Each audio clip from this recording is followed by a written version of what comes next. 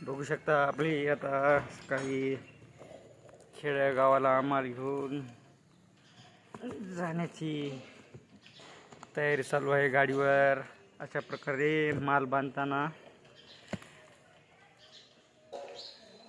व्यवस्थित माल बांधावा लागतो, काही जमत नाही यात.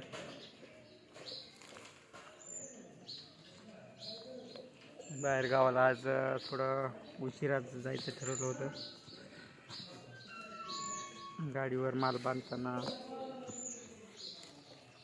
दाखवतो मी तुम्हाला.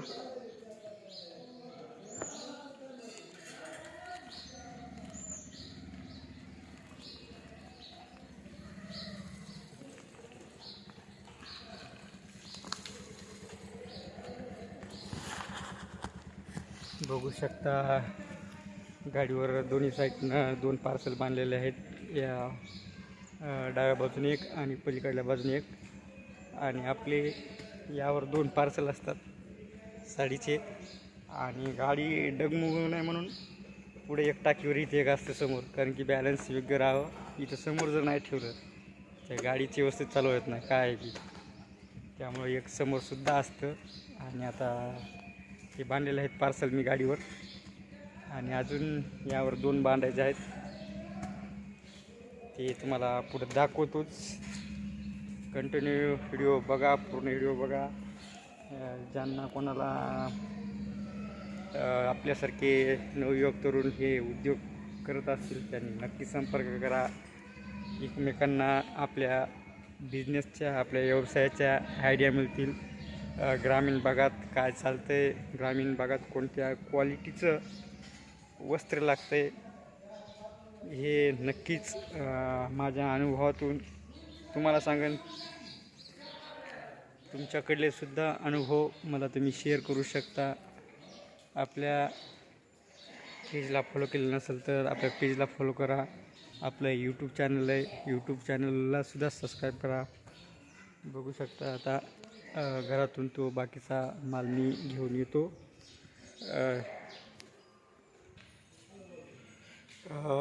बघू शकता पूर्ण माल बांधलेला आहे. खाली एक पार्सल, वर एक पार्सल, दोन्ही साईडनं त्या पार्सलला सपोर्ट आहे. इकडनं एक पार्सल आहे, ह्या साईडनं एक पार्सल आहे. म्हणजे हे खालच्या पार्सलचा ह्या 2 पार्सलला सपोर्ट राहतं वरी बांधल्यानंतर. आणि ते समोर इथं घ्यायचं हेडवर. आपला हा रोजचा दैनंदिन व्यवसाय. सकाळी सकाळी घरातून निघताना ही कल्पना नसते की आज व्यवसाय होईल नाही होईल, पण व्यवसायात मित्रांनो सातत्य ठेवावं लागतं. ज्यावेळेस आपण या व्यवसायात सातत्य ठेवतो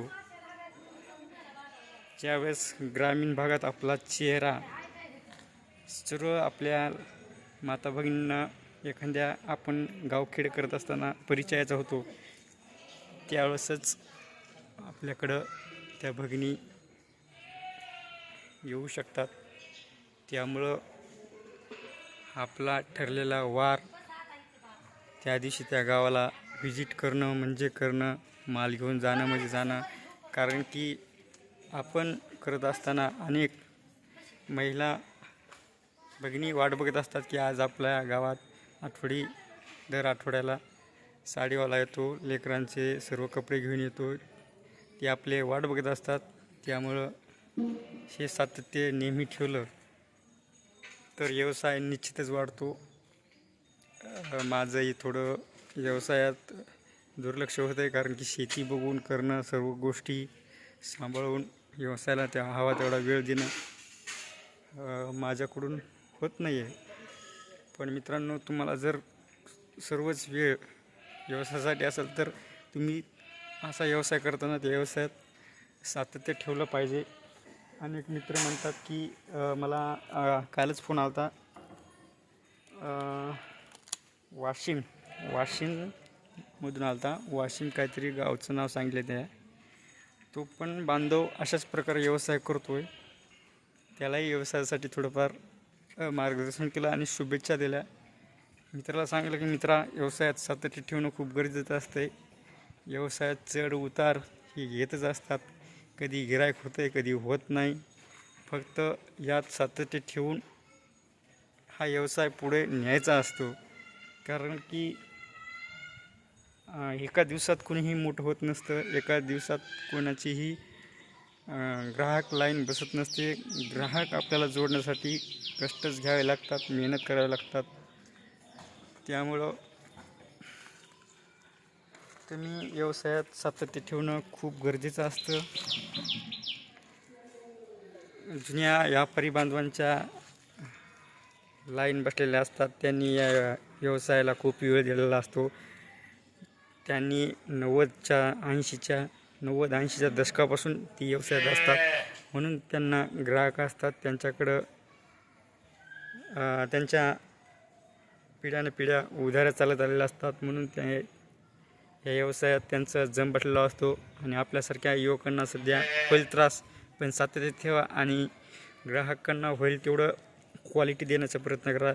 क्वालिटी दिल्यावर ग्राहक कुठेही येतो, कसा येतो हे निश्चितच मी अनुभवलं आहे. त्यामुळं होईल तेवढं क्वालिटी द्या.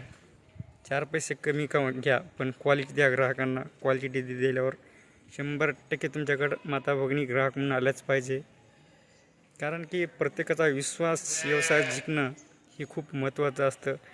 ज्यावेळेस एखाद्या माता भगिनीला आपण साडी देतो, ती साडी चांगल्या प्रकारे त्यांना लागते, बरेच दिवस टिकते. ती 4 महिलांना सांगते खरंच यांच्याकडल्या साड्या खूप चांगल्या असतात.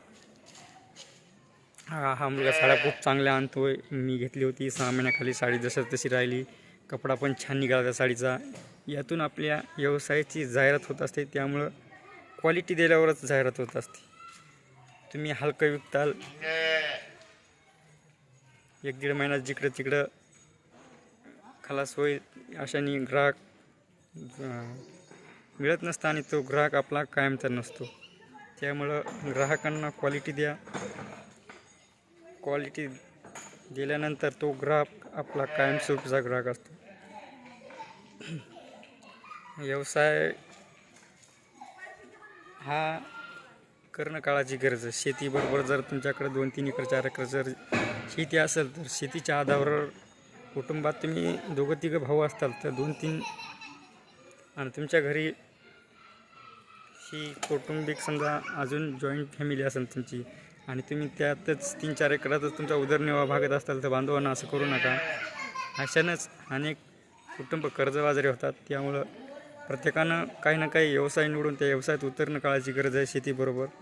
कारण की शेती पिकवताना खर्च झाला दुप्पट, आणि त्यातून मिळणाऱ्या उत्पन्नाचा हवा तसा भाव आपल्यासारख्या शेतकरी पुत्रांना मिळत नाही आहे.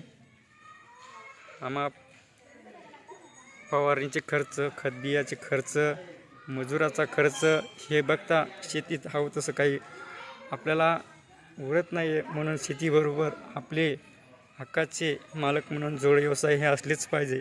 त्यात मी सातत्यानं सांगतो, तुम्ही दूध व्यवसाय असेल, पालेभाज्या व्यवसाय असेल, बरे तुमच्याकडे शेती पाणी असेल, 20 गुंठे पालेभाज्या करा. सकाळी सकाळी तुमच्या आजूबाजूच्या थोडी बाजारात पालेभाज्या विका. यातून तुमचा नक्कीच शेतीचा खर्चसुद्धा निघेल, ही एवढी गॅरंटी मी देतो. बाकी हे सांगण्याचा उद्देश म्हणजेच तुम्ही काहीही व्यवसाय करा, पण व्यवसाय करा, एवढंच मला आज या व्हिडिओच्या माध्यमातून सांगायचं होतं. चला थांबतो. आपलं पेज फॉलो केलं नसेल, आपलं इंस्टाग्राम पेज आहे, आपलं फेसबुक पेज आहे, आपलं यूट्यूब चॅनल आहे, सर्वत्र हा व्हिडिओ मी अपलोड करेन. नक्की पेजला फॉलो करा, चॅनलला सबस्क्राईब करा. थांबतो.